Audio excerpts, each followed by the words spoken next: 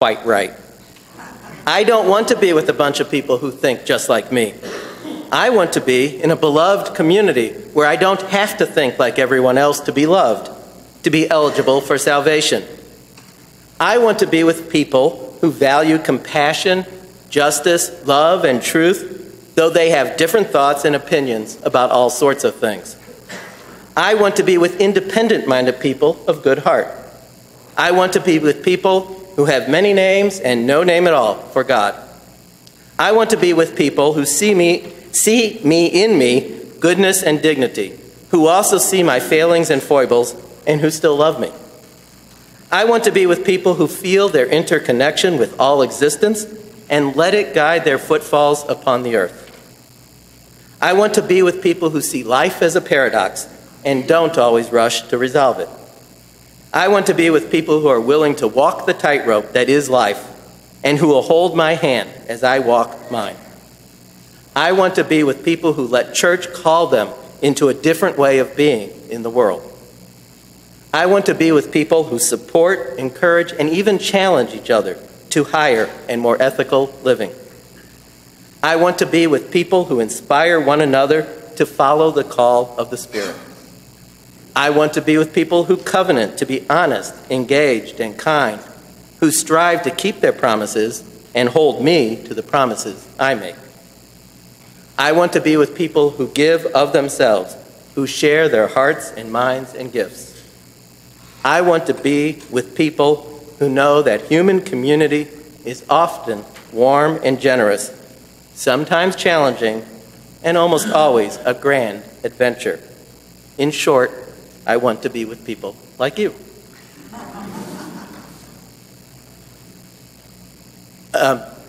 If today's sermon raises questions in you, Jamie and I have agreed to stay after to answer any questions. So, good morning. Good morning.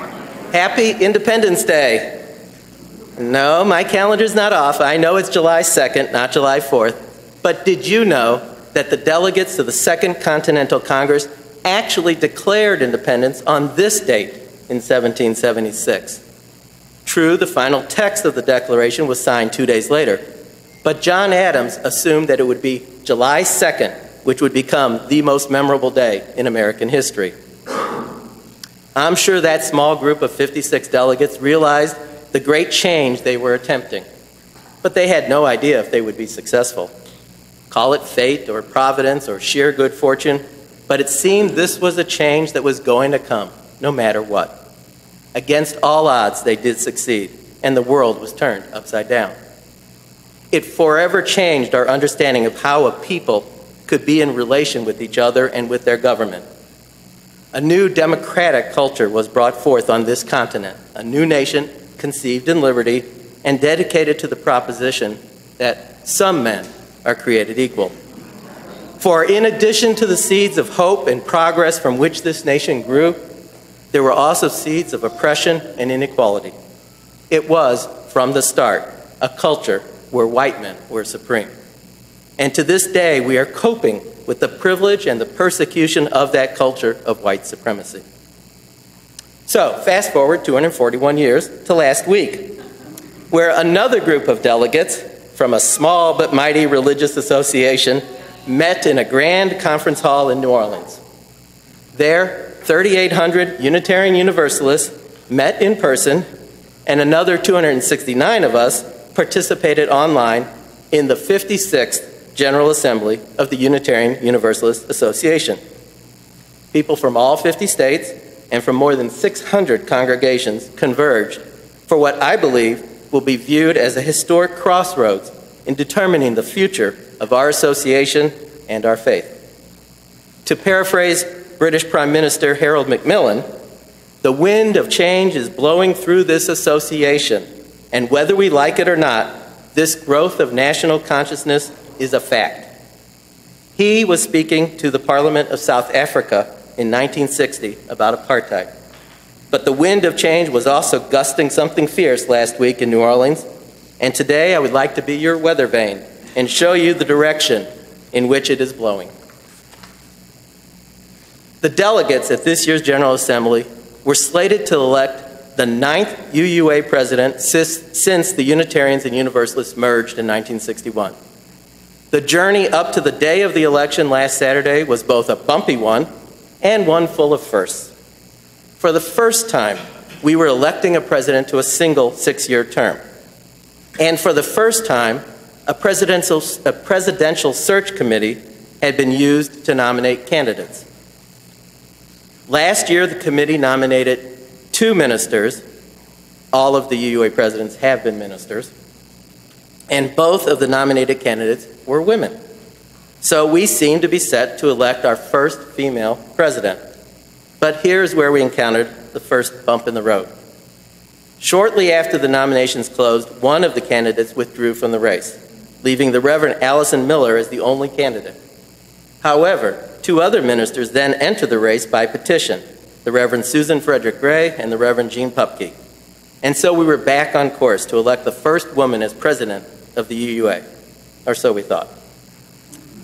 A few months ago, controversy erupted about UUA hiring practices, which have resulted in virtually all of the senior leadership being white males. This expanded into a much broader discussion of how white privilege and a culture of white supremacy is still deeply rooted within our congregations and our association. For a faith that values diversity and inclusion and has often criticized others for perpetuating institutional racism, it became apparent that it was time to hold ourselves accountable, to live out our values both in our relationships with each other and within our institutions. Outgoing UUA President Peter Morales was just 3 months shy of the end of his 2nd term when this controversy ignited. But his response to it only served to exacerbate the situation. Citing a failure of his leadership, Morales then resigned on April 1st. The UUA Board of Trustees needed to fill this vacancy, and they took a very unusual and inspired step. They decided they wanted the interim president not only to run the day-to-day operations of the UUA, but also to help restore confidence, to help initiate the analysis of structural racism in the UUA, and to ensure an adequate transition plan would be in place for the incoming president. This was too big a job for one person to do in 11 weeks. So they appointed 3 interim co-presidents. Reverend William Sinkford, who served as UUA president from 2001 to 2009, was asked to be the co-president responsible for the operations of the UUA. Reverend Sophia Betancourt, assistant professor of theology and ethics at Starr King School for the Ministry, became the interim co-president for the newly created Commission for Institutional Change. Her appointment gave her claim to being the first woman to serve as president of the UUA. The 3rd co-president was Leon Spencer, the 2007 recipient of the UUA's annual Distinguished Service Award. He served as interim co-president for constituent outreach, and his appointment made him the first ever layperson to be president of the UUA. Through their integrity and honesty and transparency, the 3 co-presidents more than fulfilled their charge of restoring confidence and beginning the process of introspection and appraisal as an institution. Their message of change and hope can be heard in these excerpts from their president's report they gave to the General Assembly last week.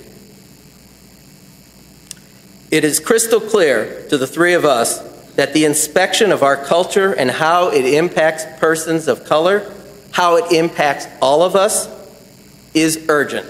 It is overdue. The risks of failing to engage these issues are enormous for this faith. Change must come if our faith is to thrive. There is a fundamental hope in our values and our aspirations that speaks to persons across the boundaries of race and culture and language and economic circumstance and ability. It is the empowerment in our Unitarian legacy and the love of our Universalist promise that draws people to us and keeps us here. It is our culture and not our theology that has been our biggest obstacle. And because that is true, our final message is a message of hope. We can change our culture if we have the will to do it. This work will fail if it is not embraced by our congregations and related organizations. The UUA, its president, board, and staff have no control over either. But the UUA can and we must issue an urgent invitation for all of us to join in this reflection and this reshaping of our culture. The three co-presidents did such a fine job that there was a lot of chatter among us off-site delegates that maybe we should elect all three presidential candidates as co-presidents.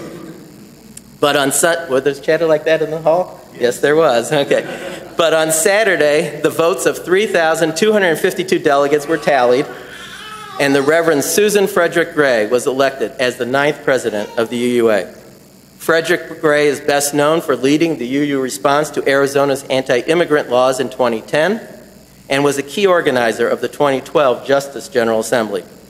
In her campaign, she promoted a 3-point vision of nurturing spiritually vital communities grounded in relationships with each other and with communities beyond our association, and organized for impact on urgent issues such as racial inequality, environmental degradation, and threats to human dignity. So the winds of change are blowing from the quadrants of leadership and culture. They are also blowing from the direction of improving our covenant. Anyone who has attended General Assembly usually comes away very fulfilled by the experience of community engendered by the worship services, the workshops, the special events, and the social justice activities, but very frustrated by the process of conducting the business of the association, which forces competition about issues of worth, nested in an arcane set of rules with limited time for discussion, which is asking a lot from a group of people who love to talk. Also, as enriching as the overall experience of GA is, it is also impoverishing when it comes to the pocketbook. Last Thursday, the General Assembly heard a report from the Renewing Covenant Task Force. They recognize that the nature of business meetings is fundamentally adversarial rather than covenantal, and does not allow time for a deep, immersed discernment on purpose and mission. The Reverend Susan Ritchie reported that the task force has come to the conclusion that if Unitarian Universalists are to fully covenant with each other, we are going to need a different way of being together. To that end, they propose holding a general conference, an opportunity for delegates to come together to discuss the mutual strengthening of the congregations, the creation of relationships of mutual aid and accountability, and for theological discernment. They recommend that a general conference be offered in alternate years with the General Assembly. The task force also intends to bring to next year's General Assembly bylaw changes that would require member congregations to renew their connection to the UUA every 2 years, with a vote of intention to join and a statement of how they understand their community to be fulfilling Unitarian Universalist purpose. Now, whether these proposals will come to fruition remains to be seen, but it is clear that we are in need of better ways to be together that will unite us rather than divide us, that will allow us to spend our time on substance rather than form, and that will allow us to hear the voices of those who are marginalized rather than just those of privilege. For Unitarian Universalism is like a flowing river. We are defined and shaped by our margins.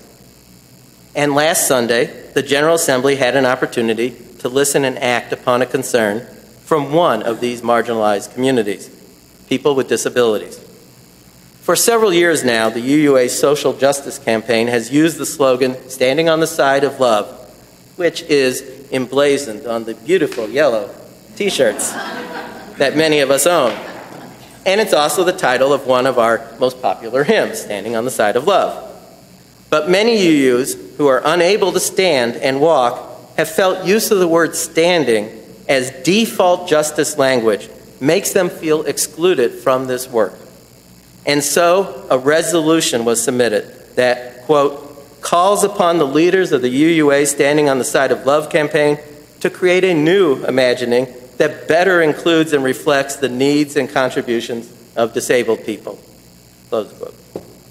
Now, Some of you may have the same visceral reaction I had, that maybe this is carrying things a bit too far, that the slogan is not really about standing and does not intend to include anyone.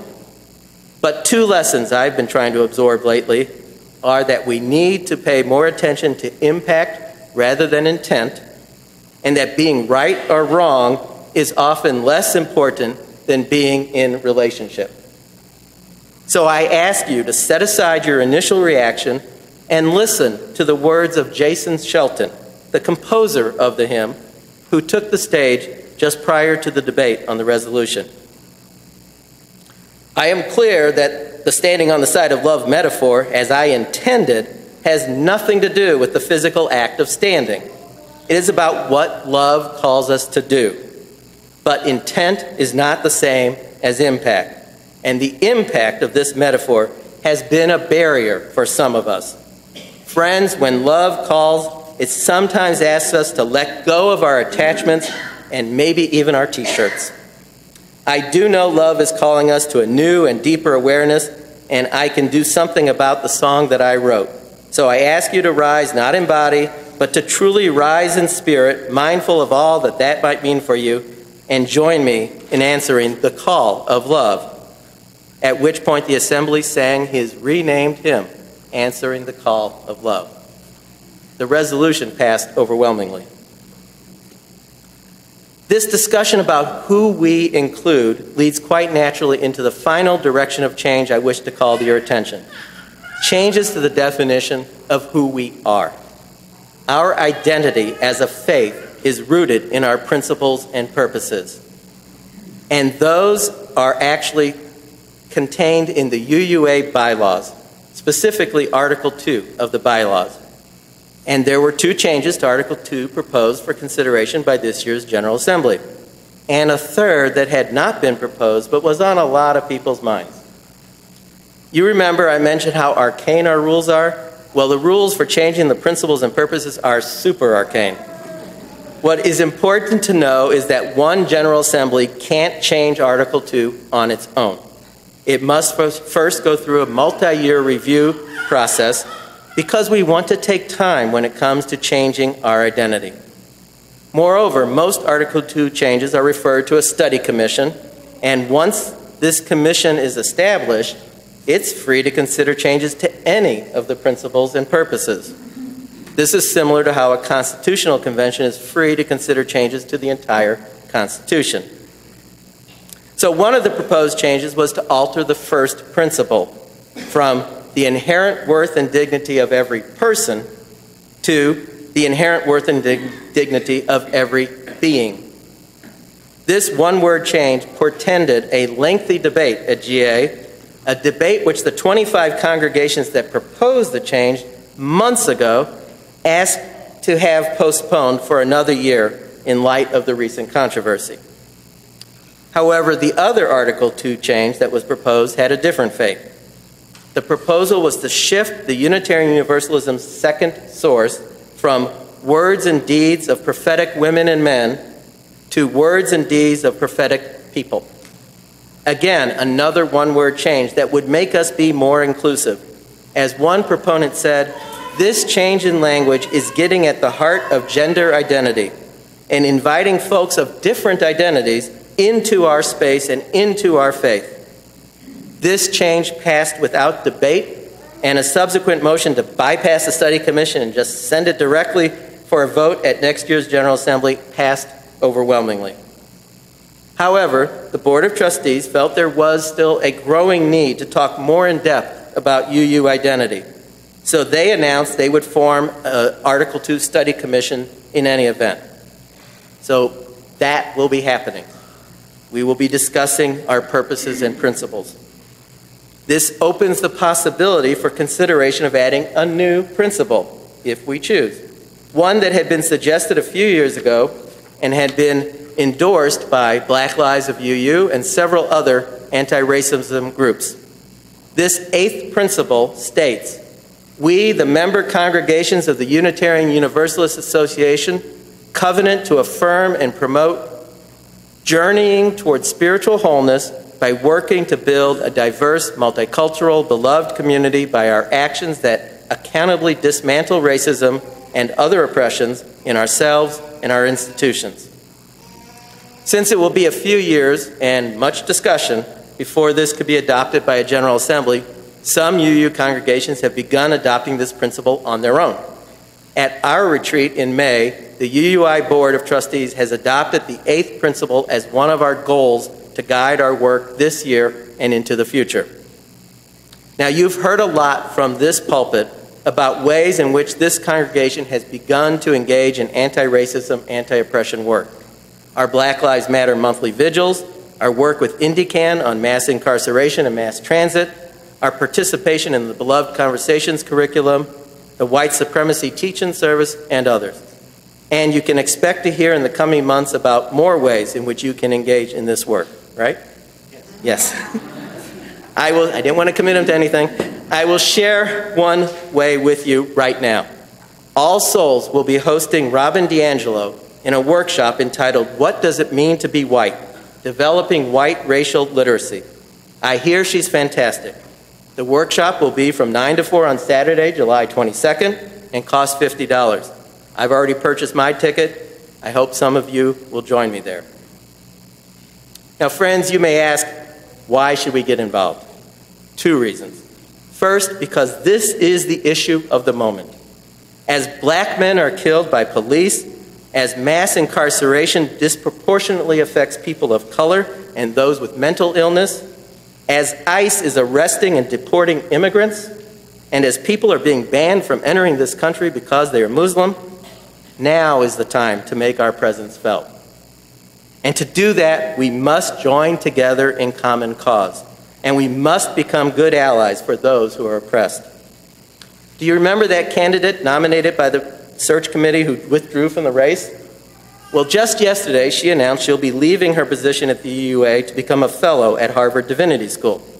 And in her announcement, she said, liberal religious congregations may be a singular hope in our hurting world, but no congregation or leader on their own has an iota of the power or moral voice that we do when we stay connected in covenant. Unitarian Universalism is literally comprised of covenanted communities. Isolated, we are virtually powerless, but together, well, that is another thing entirely.